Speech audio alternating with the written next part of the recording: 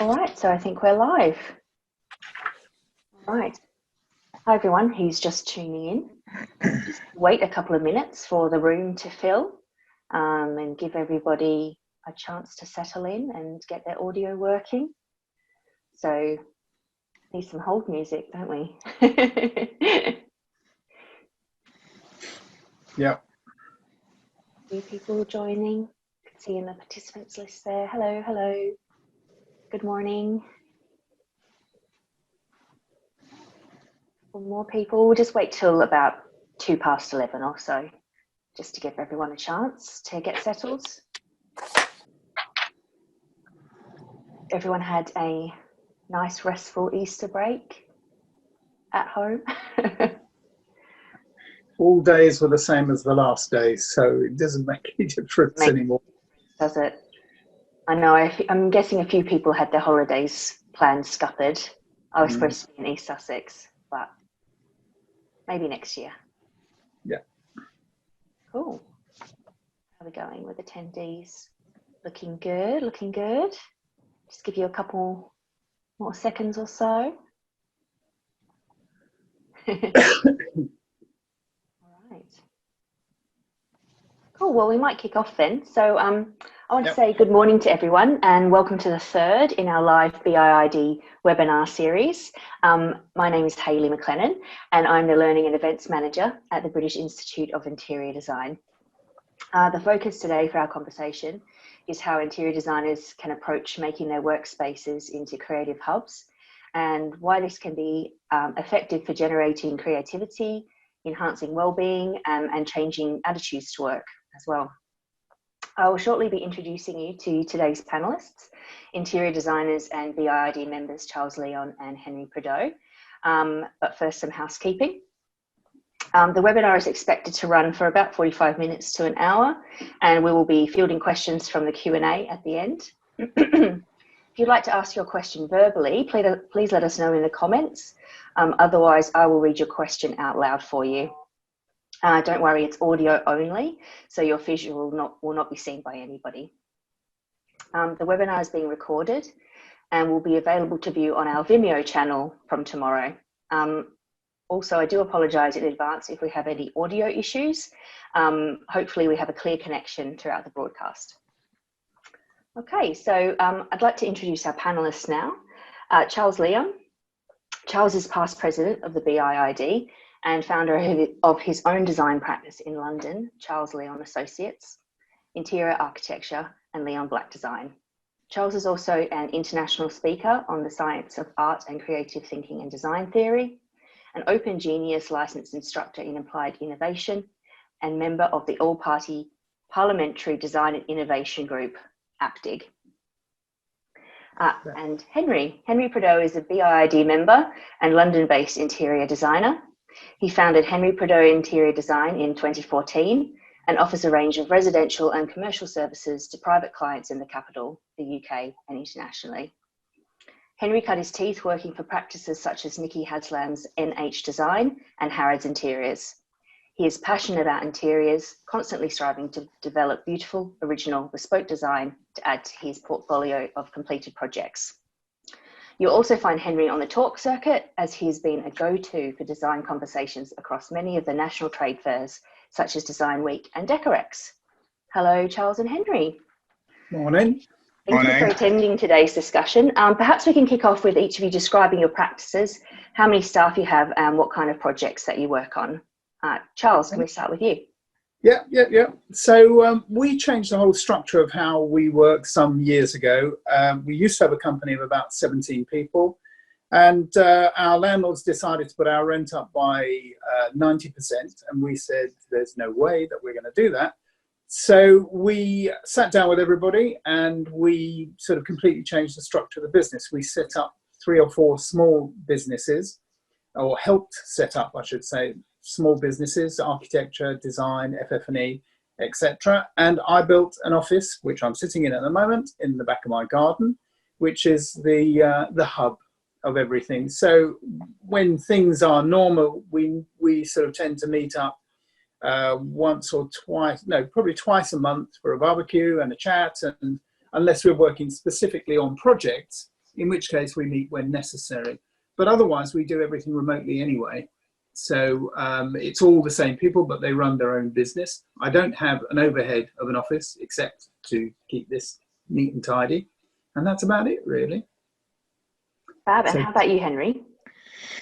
So I run a predominantly residential practice from Twickenham, in just outside London, and it's just myself and my girlfriend, and I work from an office space and she works from home, and so recently actually we've been working more collaboratively in the same space, but usually we're in separate spaces. But I spend a lot of time, at clients' houses or remotely traveling around visiting people. So I'm always remote, always on the laptop, doing what I do. Mm-hmm. Sure. So I thought what we do now is launch a poll, and we can get a feel for the audience before we go on. Answers are anonymous, and we will share the results as a percentage. And I'll give you several seconds to answer. So let me just launch the poll. Just have to bear with me here. So the first one we're going to ask about is people's workspace. So are you working from home?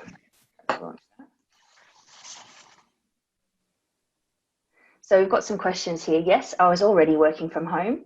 Yes, and I have a home office that I can use.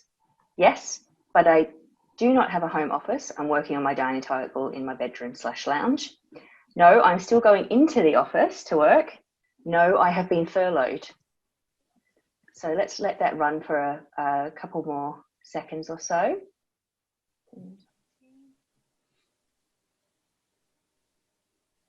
So we've had 17 people answer.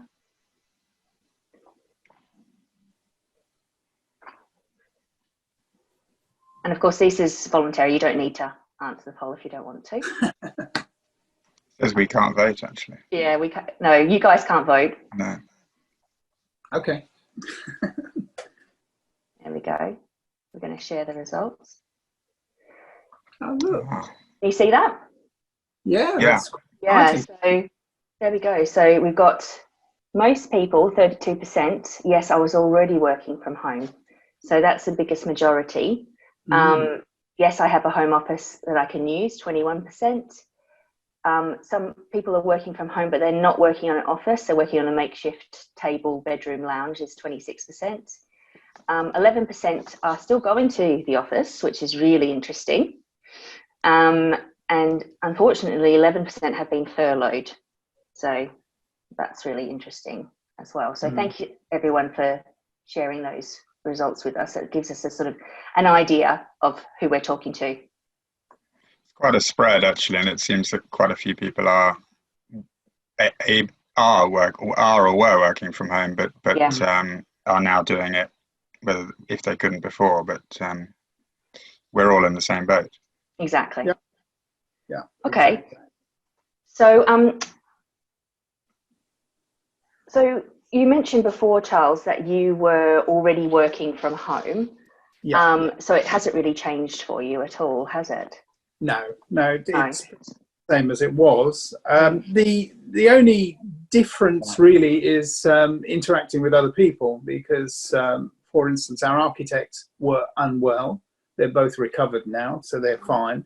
So that sort of changed things. And the other thing is that one of the sort of ongoing projects that we have is with a chain of care homes, and they have completely and utterly sort of shut down all communication. So I don't know what they're up to at all at the moment, but I know that they're having problems, and it's in the news this morning.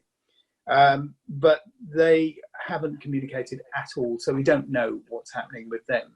So that has changed how we work from here, but it's the nature of the world outside, not so much my internal world, which is very sort of torn between mucking about in the garden and doing some work. Yeah. Have you found the same thing, Henry? Well, the space where I used to work or in my normal office, is about 350 square foot. It's actually about the same size as Charles's office, which I've been to, which is lovely. Unfortunately, mine's not in my garden.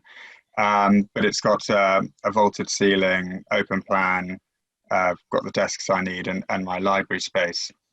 As I said before, I kind of roam around with the laptop, so I can kind of work from anywhere. Now I'm in the corner of the bedroom at home with a sort of makeshift desk, and it's less of a creative space as such, but I still find that I can focus on what I need to. In terms of like other office spaces I've been in, my previous one was much smaller, about 130 square foot, a real box room, and just became overflowing. I've also been in larger spaces with about 20 people, completely open plan, and then also a sort of broken plan office with about 10 people. So different ways of working and different, being around different people, either in their space or being on my own with other people around. I think in terms of clients, most of them are still being communicative, but they're just sort of holding back a bit. I don't do many commercial spaces like Charles does. It's primarily residential, so they still have somewhere they want to live, and I've had a few inquiries in the last week, so that's positive. Yeah. Okay, fab. I was going to ask you, Charles, what does a creative space mean to you? What allows you to be creative?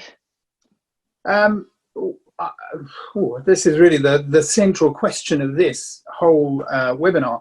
Is, for me, certainly, the space that I work in is extremely important and all connected to my well-being. And that is the primary motivator for any space that I've ever worked in, is we've always looked for really nice spaces to work in. And I think that it makes a huge difference to how people are motivated, how comfortable they feel, and how creative they can be as well. But there's obviously, it's much more complex than that. There's culture, there's all sorts of other things that come into play, and certain amount of pressure as well. But creative spaces really mean that you need somewhere that allows you to be able to think in a relaxed, easy, comfortable way. But you still need a certain amount of pressure on that thinking as well. I don't know if this is the moment to mention it, but there was an amazing report done in 1984 by a guy called Roger Ulrich, who studied patients in hospital to see the recovery rates.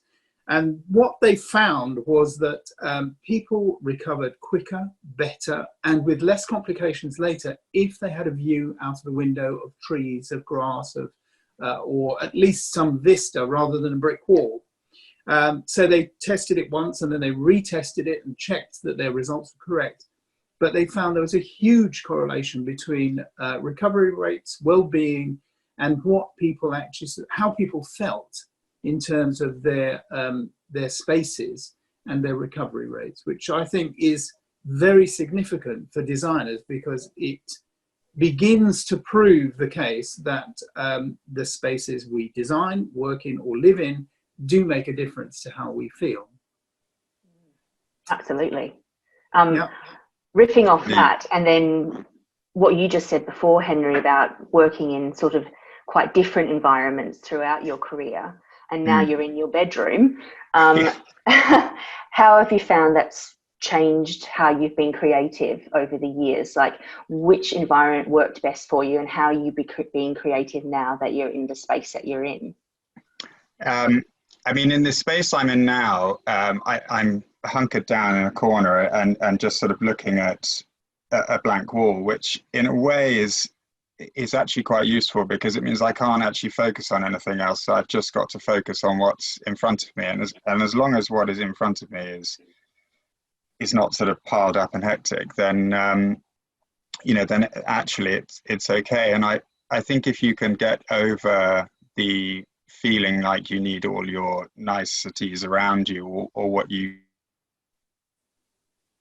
used to think are nice things around you, then actually it's quite easy in a way to be creative when you've stripped away all the sort of fripperies that go with having an office space. I mean, I think lots of stuff that is online, we can still source things, we can still find things. I mean, creating visuals is all done digitally. Well, a lot of it's done digitally now. But likewise, I can still draw with a pencil and paper now and not have to be in my office. I think touching on what Charles said, you know, it's nice having nature around you. I mean, you can see in the background of his office, there's a big tree, and he overlooks the garden. And, you know, a lot of people obviously won't have that. It's definitely something to introduce, probably some greenery into your office spaces at a minimum, I would have thought. But then, you know, one of the hard things at the moment, obviously, is lacking any kind of physical interaction, physical inspiration from meeting suppliers or going to showrooms, and sometimes having that physical client interaction that you need, but also going to building sites. A lot of it, though, is I'm doing a lot on FaceTime, I'm doing a lot on Zoom. They're all new. Well, FaceTime's not, but Zoom is a new tool for me and for a lot of people. And actually, I think I'll probably start using this tool in the future to avoid traipsing across town, keeping the carbon footprint down. And you know, we can, if I've been to a building site and I just need to see it, I don't actually need to be there. You know, if I know it already and I just need to see a detail or something, I can probably do that online. So yes, you can be creative. It is also very hard, but I think we're all learning different ways to get around that. I think it's also worth saying that a lot of the work we do is not necessarily creatively based. I mean, you know, we still have to do spreadsheets, we still have to do schedules. There's a lot of that kind of work. And the other thing to say, I think, is that it's not necessarily that it has to be a beautiful space, but it has to be an appropriate space. And an appropriate space to the person, the designer, whoever that may be, to what they want to achieve. I mean, if I were a game designer, I might want to be in a basement with no other light except the screen and just concentrating on that. So it may be very different. But I still think that people will need and do need to step outside of that and to break away from it. And I mean, there are innumerable studies on the benefits of taking regular breaks when you're working as well, which I think is just as important, because not everybody can have sort of beautiful spaces. So I think that's a problem. Yes, I was going to ask how you're managing your digital output with your manual output. So how are you balancing what you're doing online with what you're doing IRL? Are you taking little walks every day? Are you taking photos? Are you rediscovering your neighborhood or anything like that? I definitely am. I'm going for a run every day, and actually yesterday I ran through a park that I don't normally go to, saw a beautiful metal fencing and gate detail, and thought it would make a great rug.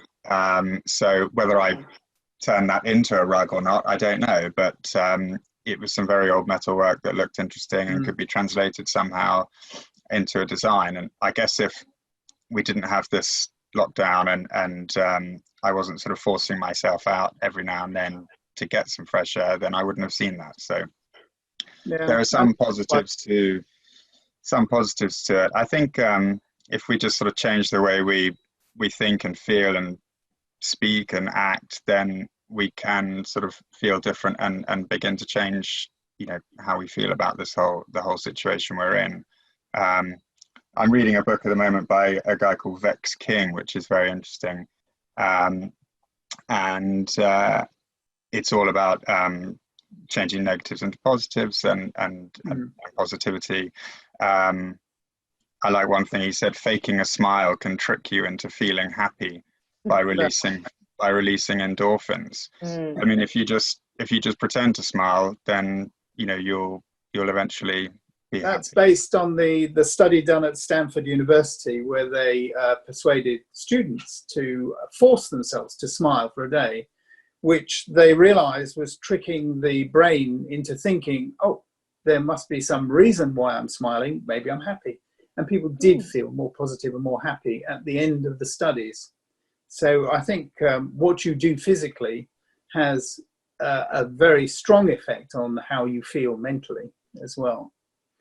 But we can actually apply that to our office spaces as well. So, you know, if you do have a space where you can lie down on the floor and stretch, or, you know, it's not just overflowing with other stuff, then you know, there is a good opportunity actually to enhance your own well-being and then your creative output in your office space. I mean, I for a while I've been feeling like my office shouldn't just be my office. It should be a space where I can go and read a book or you know, do some yoga or Pilates or whatever anyone's into.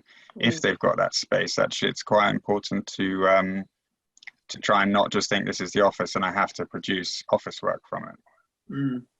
I agree with that, actually. Is that I think office, and certainly that's been a trend, hasn't it, in the last few years, is that offices are less office-like or less like sort of industrial factories, and more like sort of comfortable spaces where people can relax and interact with other people as well, which we don't have at the moment, which is, I think that is going to be a bigger problem as we go along with the lockdown, is that people will be, well, if they're not already, to really miss the human interaction. And I think that a lot of what we do is very, very heavily connected to how people feel.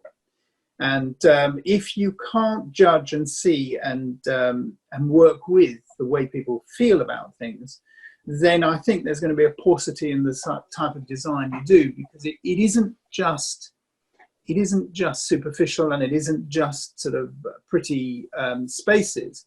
It is about spaces that actually change and transform how people feel and what they think. So I think that there will be some paucity in that. And the thing that I miss more than anything, I think, at the moment, is exhibitions, is getting out, sort of seeing grungy spaces, great spaces, all different kinds of things, because you never know what comes in useful, whether it be the railings as you're running, or whether it be a dungeon somewhere or a cathedral. I mean, it's all enriching, and it all sort of makes a difference to the sort of store of knowledge that we have, or that you might use in the future. I've been finding, oh, sorry, go on, Henry. Well, I was just thinking about the spaces that I've worked in before, and, you know, some had a clear desk policy. At the end of every Friday, you'd have to make sure your desk was clear, wipe it down, you know, give it an actual clean with cleaning product, so that, you know, on Monday when you come in, it's already set up and fresh, and you can crack on with the week effectively. And other spaces I've worked in, there would be desks piled full of fabrics and papers and all sorts, and bookcases full of anything, and floor covered with all sorts of stuff. And I think different things work for different people, and there's no hard and fast rule for anyone. I think definitely some kind of clarity will help your mind, or some not necessarily completely clear desk, but some clear and open spaces will allow your brain to be clear and open and actually be able to think. But you do still need to see some things around you. So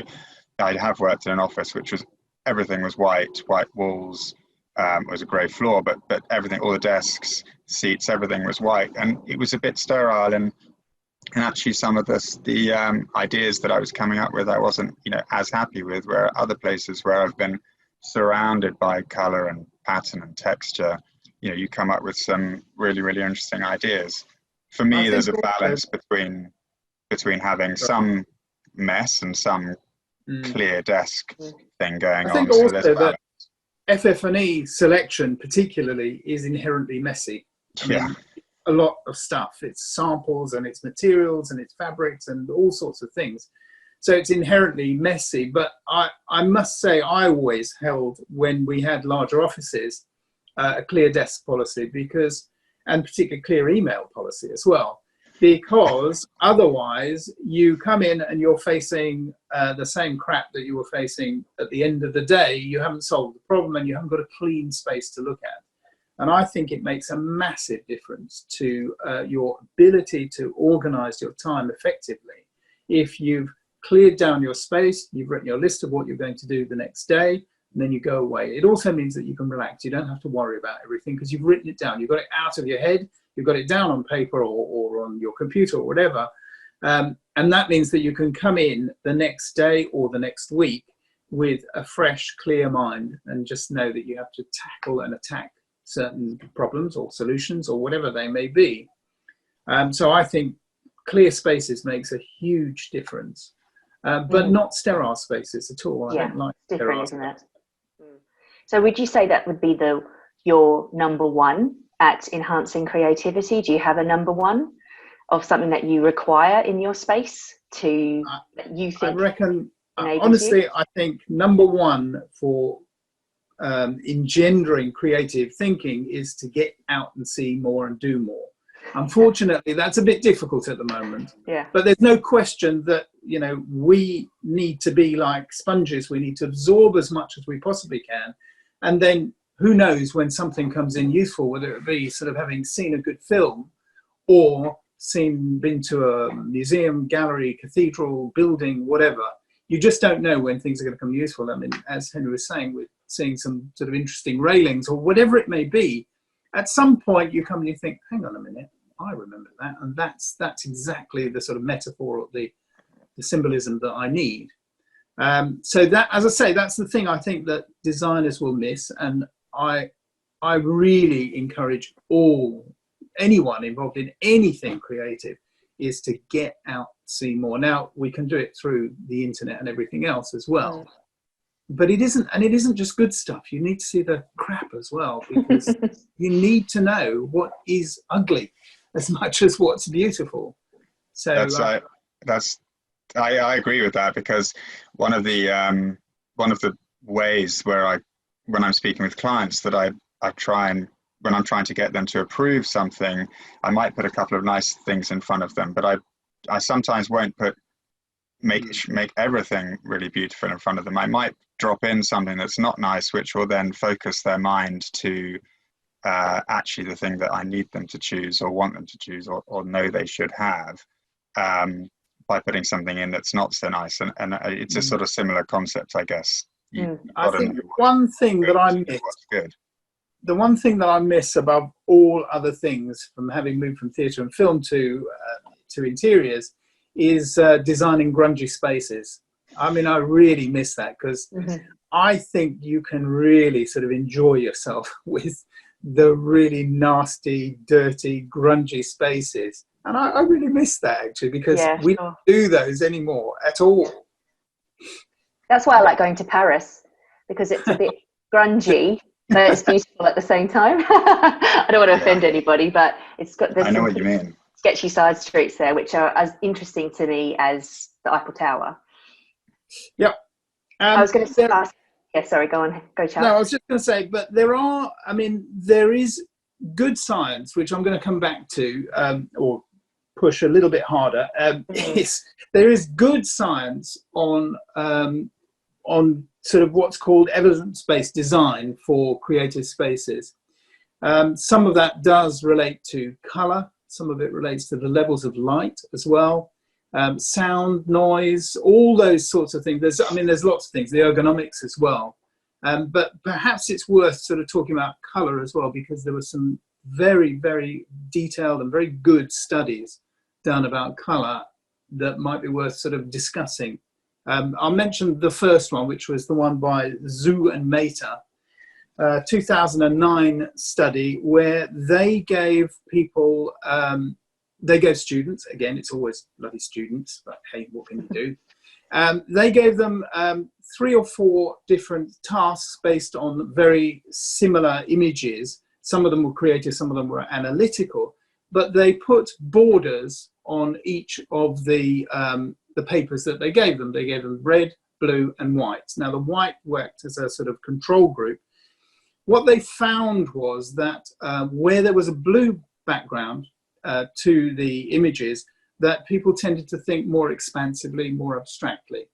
Where there was a red background, they tended to think more analytically and more logically. So since we sort of straddle both ends, it is worth sort of knowing that, you know, colour has a big effect on not just well-being, but also how you're thinking and how creatively you feel. And the other really sort of amazing study was, not study, it was actually done very practically, was within prisons, is that what they found if they had a very violent prisoner or whatever, that they would put them into a pink cell. Now the pink cell apparently, and it's a very specific pink, calmed everything down, and people were less violent within a pink cell, which is astonishing. And they still use that method now to put very sort of aggressive or violent prisoners into pink or coloured cells, because it tends to calm them down. But it is a very specific pink, unfortunately. So, which I thought was fascinating as well. Be good to know what that pink is. Well, maybe a good one for your toddler's room. I can get to my books, yeah. I'll tell you, because it's just in one of the books on colour. And the other really interesting experiment design study was by Shashi Khan in 2006, I think it was, where in a New York exhibition, she made coloured spaces. So people would move into different coloured spaces. And this was similar to, I think I mentioned to you guys before, something that was done in Shepherd's Bush in 1979, I think. And then recently there was an exhibition, I think it was at the Tate, where they did a similar thing where they had coloured spaces, completely and utterly washed with light, a bit like James Turrell's artworks. And what they found is that people behaved completely different, particularly children, in different spaces. That in the completely saturated blue spaces, children and people tended to sort of gravitate to the sides of the space and were much sort of, and funnily enough, were much calmer, although it's not pink, obviously. Within the red spaces, they found that people tended to come away from the walls, nearer the centres of the rooms. And why that is exactly, I'm not absolutely sure, but it does mean that colour really affects the way people behave within certain spaces. And I think intuitively, all designers know that. We use it all the time because that's part of what we do. But to hear it sort of scientifically sort of analysed and looked at is reinforces what we think, and potentially sort of reinforces the sort of tools. I guess the danger is that then it gets given to an engineer, dare I say it, or someone like that, and they use it inappropriately or crudely. And I think that's always a problem. But it just reinforces again that colour and environment incredibly influence how we feel within a certain space. And if that's the case, then we can manipulate that. And we do. Mm. I was just going to say on colour, I was listening to, most of you probably know Sophie Robinson, who loves colour. She's on TV quite a lot. Just listening to her the other day, and one of the things that struck a chord was that colour and emotion are processed in the same part of the brain. So, which comes back to what Charles was saying, that essentially, you know, your feelings are going to be your surroundings are going to affect your feelings, essentially. I've actually just got, I'll try and see if this works, a photo of colour. And she's gone into colour theory, like deep dive, and she's actually studied colour theory. So the way that she approaches her clients is that she asks them about how they feel first before she gets the swatches out. And that's a really interesting approach to colour. To make sure that they're in the right frame of mind to see what she's going to show them. Yeah, I think it's, I mean, the connection between colour and emotion, I think, is intuitive within all of us. and it's a very, very, very strong connection. But similarly with music as well, also because they're non-verbal, which I think makes a huge difference. So we don't intellectualize too much about color, although that's exactly what we're doing right now. It's interesting that certain things work directly to emotional responses and work very quickly in emotional responses, rather than necessarily sort of verbal language or any of those sort of manipulations. You know, we all think that we need to tell somebody to persuade them to do something, but actually what we end up doing as designers, particularly interior designers, is we design spaces to make people feel a certain way. I mean, this is particularly true of sort of either residential or commercial work, is that I always think that the primary objective of a design is to work out how you want people to feel, and that's what we manipulate. So I mean, there's a lot of overlays on that, be it cultural, emotional, social, all sorts of other things, and behavioral as well. But I do think it's about the manipulation of other people's emotions, and particularly I think in commercial spaces where, you know, it's all about brand or power or exclusivity, all those sorts of things. It's slightly different, I think, with residential design, but Henry is probably better to talk about that, because it's very, I've always found residential work to be very emotionally based, rather than sort of commercially based.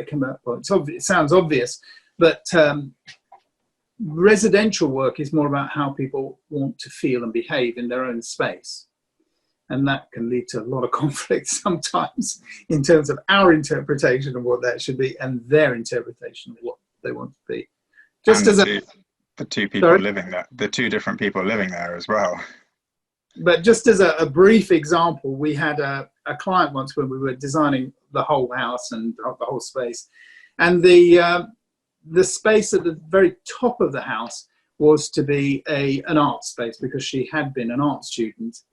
And so we designed the whole house with the creative space in the up at the top of the building, and it applied so much pressure to this woman that she couldn't even stand to see on the plans that it was written as the art space or the creative space, that we had to change the name to the multifunctional space so that she wouldn't feel under pressure for it. And it's that sort of emotional interplay that that you end up, I think, also being marriage guidance counsellors as well as everything else with residential design. Did you want to add anything, Henry, about colour? Well, one of the, yes, about colour in a second, but one of the things when I used to work for Nicky Haslam was he would always talk about how he would want a room to make the person living there feel good, which is exactly what Charles was saying. But he also wanted the room to make the client look good in the room as well. Yeah. So that they then feel like they feel better about themselves, then they feel better about the room, and it's sort of cyclical, and hopefully feel better about the person who designed the room as well. So I think if you're inspired or you feel good or look good, then you feel good about what you're doing and where you're going in life or that day or whatever it is. So they're really important. And if anything's kind of stressing you out, then you just want to sort of avoid those kind of things. It might be colours or textures. I actually, with clients, not a lot of them say, I don't like X colour, and they don't necessarily know exactly what that means, but it might be yellow, but actually the yellow they don't like is Coleman's mustard yellow, but actually they like some sort of burnt ochre colour or something, and they can't quite sort of can't quite get their head around that. I had one client who didn't want anything pink. The wife wanted some pink, but the husband didn't. So we got around it by changing, and actually we did it in the whole house. We changed the names of all the colours. So pink became blush, purple became plum, red became, I think, Merlot or Bordeaux or something like that. And it just helped him think about the colours in a different way and become more accepting of them. And, you know, not being trained in interiors as a client, he sort of had this assumption about the names and what he thought they were, but until he actually saw them, he couldn't really process it. And it's difficult to really show someone the end product right from the start. So there's an element of trust that they need to have in you. I'm just going to share my screen if I can get this right. This was a bedroom. Actually, it's my old bedroom, my old apartment. I don't know if everyone can see that, but it's very dark blue, very, that's Farrow & Ball, Hague blue. The ceiling, the headboard, the bedside tables, the carpet, all of the joinery, the curtains, they were all the same color, and then things picked out in white. And it was a very dark space, and at nighttime it was completely pitch black. Couldn't see a thing, so it was perfect for sleeping. And, you know, when I lived there on my own, it was great. It was just a sort of den that I could retreat to and sleep and not be interrupted. But then my girlfriend moved in, and it just became a room that she didn't want to spend any time in, really, because it for her, it was a space that became not necessarily depressing, but it was just a space that became, it sort of was too heavy for her. So we ended up changing it to, this is a before and after, to this room.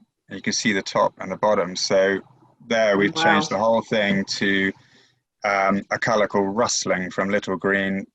Everything's the same, the headboard, the bedsides, but the bedsides are now white. The headboards are a cream colour, and the walls are a very soft pink. And that became a space which I really like, and she really liked as well. So, you know, a lot of that was very emotive. She just didn't want to spend time in a sort of den of a room, and wanted something more uplifting. So, you know, that's just one example. Happens to be blue and pink essentially, but could be any colours. It's just how you relate and react to you know, to certain colours. One of the difficulties with commercial design, of course, is branding, and branding quite often imposes certain colours on you as being the corporate brand, or particularly with hotels, that they have their own brands, which sometimes is difficult because some of the brands particularly have come from the USA, and I think that culturally that's different from the UK and Europe particularly. So that you'll be adopting, say, for instance, Crowne Plaza's sort of strange, sort of plummy, maroony sort of colour, and trying to uplift your guests so that they're feeling happy and optimistic, and they feel that they've arrived at the right space.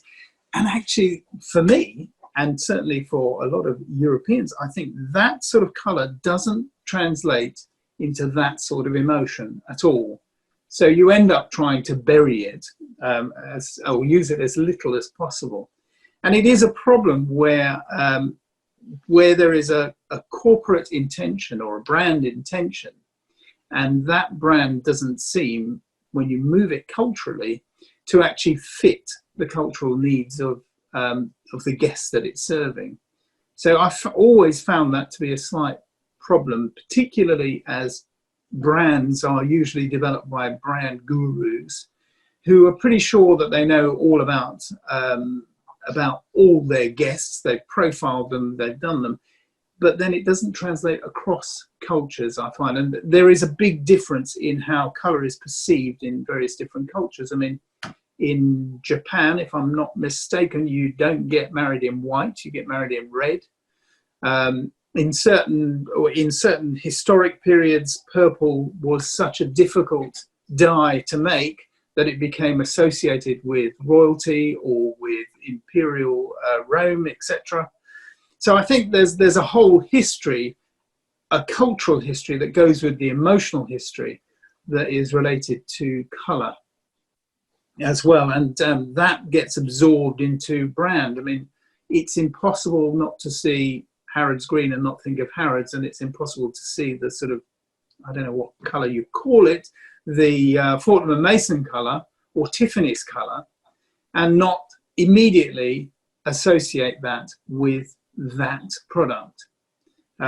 So I think associations is what I think I'm trying to say, become incredibly strong with colour, as they can do with music as well. I mean, I think music and colour are two very similar things in terms of the way it works with our mental faculties, is that they work directly to emotion without necessarily going through the barrier of language at all. It's not something you have to think about at all. Certain music just lifts you up. You don't know why, you don't know what, and you may associate it with certain things. And I think certain colours and colour combinations particularly, which is why it's such a difficult, subtle art,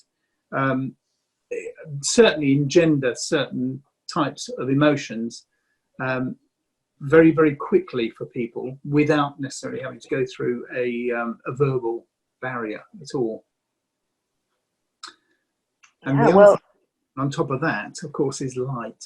Light makes an enormous difference, I think, to the quality of your well-being within a space as well. So, and again, there are good scientific studies that say what levels of light. And to be quite honest, from personal experience, I think they're all complete and utter bullshit. Okay, I really do, because so often we will be designing, say, a space, a corridor, or whatever it is in a hotel, and the engineers or whoever it may be will say, oh no, we have to have this lux of light.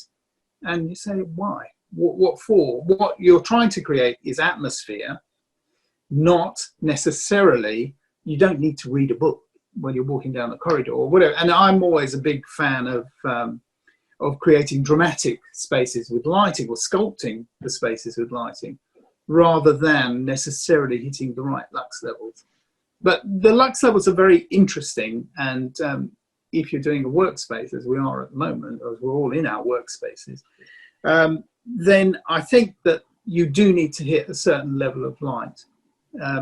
The other interesting thing about light is, of course, it does engender different types of thinking. If you've got very bright light, you're able to work in detail, which means that you're probably being more analytical and more specific about things than if you have a lower level of light, which then sort of engenders more expansive thinking and less restrictive thinking, because you're not into so much detail.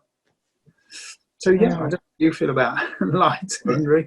Yeah, well, that can cross over definitely into residential spaces as well.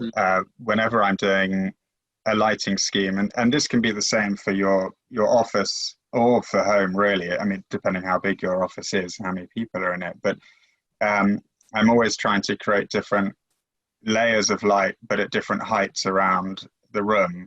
But particularly light around, if you're sitting around shoulder or head height, so that means table lamps, or if you're walking, that means, or standing in the room, that means wall lights or picture lights, with a different warmth necessarily than a grid of spotlights on the ceiling, which you can turn on to do the cleaning, and when you're looking for a tiny speck of dust in the corner, which is, relates to what Charles was saying about the sort of freedom of thinking, or against that sort of detailed thought, whether that's at home or in an office. Actually, you can see behind me there's picture lights and wall lights and ceiling lights, and they're all for different moods, different reasons. In a residential space, I don't really like cold light, but in an office space, it might be more, more efficient, actually, if you're doing spreadsheets, to have a sort of slightly cooler light. But then if you're trying to do a scheme from your office, it's going to be in a house, 50 miles away, the light is going to be very different. The way the natural light comes into the house, and how that's going to not react with, but affect the look and feel of the different textures and colors. So whenever you're designing in an office, you need to remember that it's going to be a different light somewhere else, but always be trying to do that in as natural a light as possible.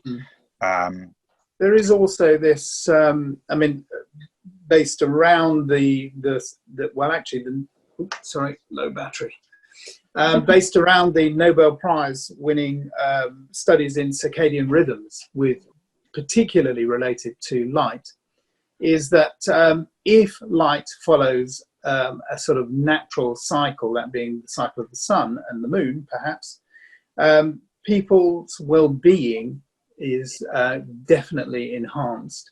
And the correlate to that is in care homes, particularly, where they found that if they relay the lights to a circadian rhythm, that means sort of rising in the day and dropping at the night, in the nighttime, people in homes slept better, were less likely to fall, were less likely to get injured. It made a huge difference. And there's a lot of studies on that as well. And altogether, I mean, I think it's fairly well proven now that circadian rhythms do affect our sense of well-being, which is why they say don't look at screens sort of late at night when you're trying to go to sleep, and because the blue light from that suggests you're somewhere in the middle of the day, whereas warmer, sort of softer light is towards the end or the beginning of the day. And I think that also relates to sort of creative thinking or creative periods as well, is that when the light is a little bit cleaner, a little bit bluer, that you tend to be, supposedly, you tend to be more creative than when the light is sort of soft and fading, which sort of runs a little bit contrary to the levels of light that you need to be creative, according to the studies. So I'm not quite sure where that sits, but circadian rhythms have sort of certainly taken preference over all of these studies, because they've proven the association with the body and the levels of light, and other things as well, incorporated into the biorhythms. Cool. Yeah. I just wanted to time check, because it's 10 to 12. So I just wanted to summarize and say the reason why we kind of had this chat today, the impetus, was that, Charles, you recently authored an interesting article on the science behind creative spaces. And we've covered those today: colour, light, sound and noise, views and well-being. So that's been really good sort of to summarize that for workspaces, but also how you interpret that for your clients' spaces as well. So what I'll do is I'll provide a link to Charles's article in our roundup email after the webinar, for those that would like to take a further read. Also, Charles, you do a weekly newsletter, don't you? I do, so yeah. People can sign up to that, a blog. So that's a really nice thing to read on a Monday when it comes I'll through. send you a link to, yes, that'd be great. To subscribe to the blog. That'd be great. We've also had a message from someone in the chat. They said it's from Lisa, and she said Schaus Pink is the one claimed to reduce hostile aggressive behaviour. There you go. That's SCHAUSS, and she's referenced a little.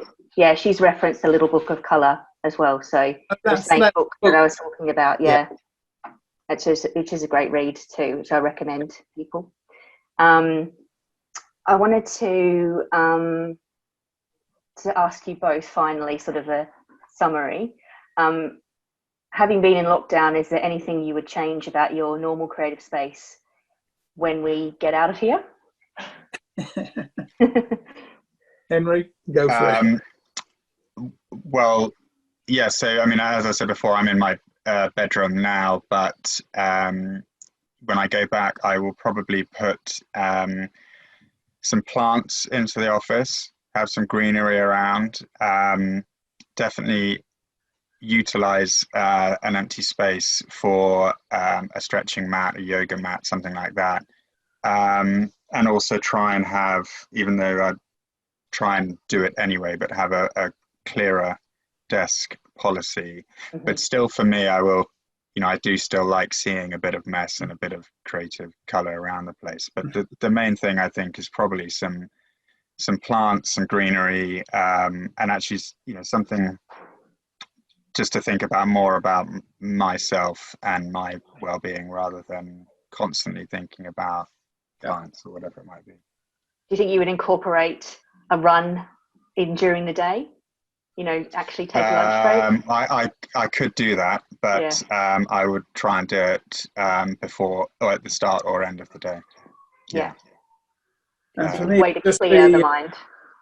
For me, it would just be sort of trying to get my garden absolutely pristine and perfect. That would be because I back onto my garden. So that's exactly. it. All right. Well, I'm going to ask the audience. We're going to do another poll. Right. I may run out of battery. I don't know. It's plugged in, but I may run out. Okay. We're going to quickly ask. Here we go. Launch the poll. Will you change the way you work and how your teams work when things get back to normal? So let's see if anybody's going to answer that one. Oh, we've had a few yeses, a few maybes. Let's have a look. After this poll, we'll ask a question from the audience as well. So hopefully Charles's battery stays. It is plugged in, but it's obviously using a lot of energy. Yes, absolutely. I think are you on your iPad? Yeah. Okay. See, more people voting. We've got 15. Have a look. Give you a couple more seconds.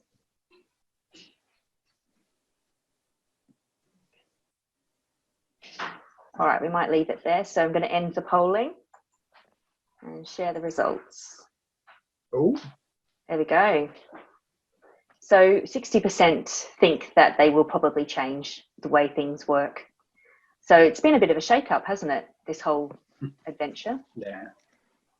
I think there are definitely some benefits to what's happened. Whilst it's obviously horrendous and we wouldn't want to really be doing this, that there will be some benefits that come out of it. I mean, definitely the positives to look at are people are going to be more likely to be able to use technology, and it's going to save some time, some money, and some carbon footprints, hopefully, as well.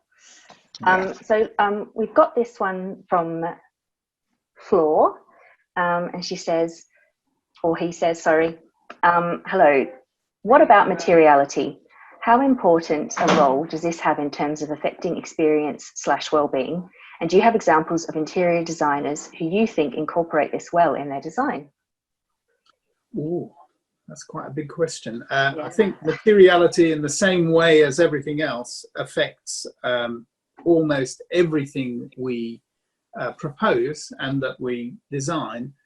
I'm trying to think of examples, really.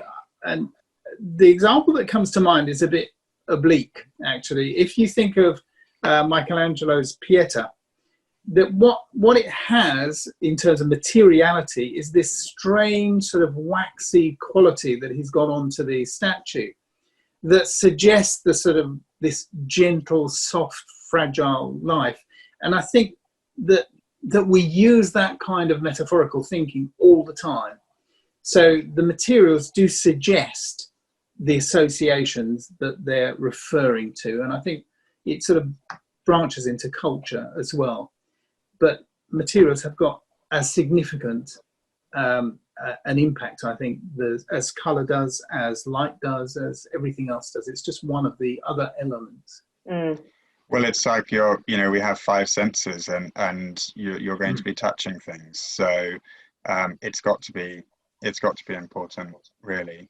Actually, Charles, we had dinner, didn't we, at that restaurant in the Standard Hotel? Yes. And I don't know if you remember the walls in there. They were very, very sort of thick, embroidered. That's right. Embroidered walls, and they don't.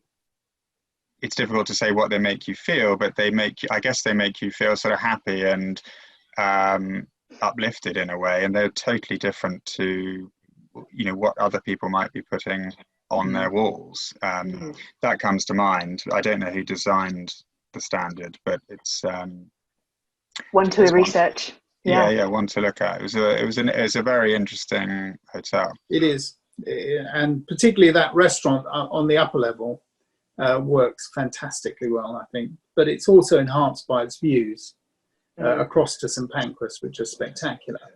I But the would whole say the textured sound drop. wallpaper also makes it acoustically quite nice to be in as well. So that also hits the sound noise quota too. Yeah, it's interesting about sound, isn't it? Because there was this huge trend which was sort of established by Terence Conran in his restaurants, of very noisy restaurants, and it sort of filled the space, if you like. And nowadays, I think there's that sort of seems to have calmed down a bit, and that's to do with the materials that you use, where they're not echoing quite so much. But I think it got to the stage where you couldn't actually speak to somebody. Particularly, I remember in Quaglinos that you had to shout across the table to the person you were with to actually sort of have a conversation. So that has changed quite a lot, and I think there's two things that are changing. One is designers are obviously changing, and also people's demands on what they expect of a space are changing as well. And sound definitely comes into sort of crosses over into materiality, because you know, a restaurant, for instance, with a hard floor can be very, very difficult to operate as well, and very difficult to socialize in. Whereas if it's got a wooden floor or a softer floor of some kind, that can make a huge difference, almost going up to, say, a carpeted floor, which is not terribly often in a restaurant. That can be sometimes too quiet and too soft and too intimate. So there's a sort of balance, I think, as well. Absolutely. I think it's all about balance, isn't it, at the end of the day? It is. Cool. So, well, that's all we have time for today, unless you've got one more thing to say, Charles. Sorry. No, I'm done. I'm done. That's it. Cool. So thank you so much. There's one other thing I just wanted to say, that they, in this book by Vex King, I can't remember what it's called, Good Life, Good Vibes or something like that. One of the things he says is, and this relates to when we're doing stuff digitally, is that technology is a tool. It's not a substitute for creative thought. So regardless of how much you've got at your disposal, it's actually, you know, a lot of it's still up here, and you know, we're meant to be the creative ones to come up with these fun ideas. It's not just about being on a computer. Absolutely. Well, I want to thank everyone so much for tuning in today. If you have any questions, comments or suggestions at all regarding this webinar or ideas for future ones, please do let us know. Just send us an email, info@biid.org.uk. We're always happy to assist and support you in any way that we can. As I said before at the beginning, I will turn this recording into a Vimeo, and you can access that through the members area, and I'll send you a link to that in our summary email as well, with a few links from Charles and Henry too, if you want to send me some things through. Thanks again, everyone, and have a wonderful afternoon. See ya. Bye. Bye-bye.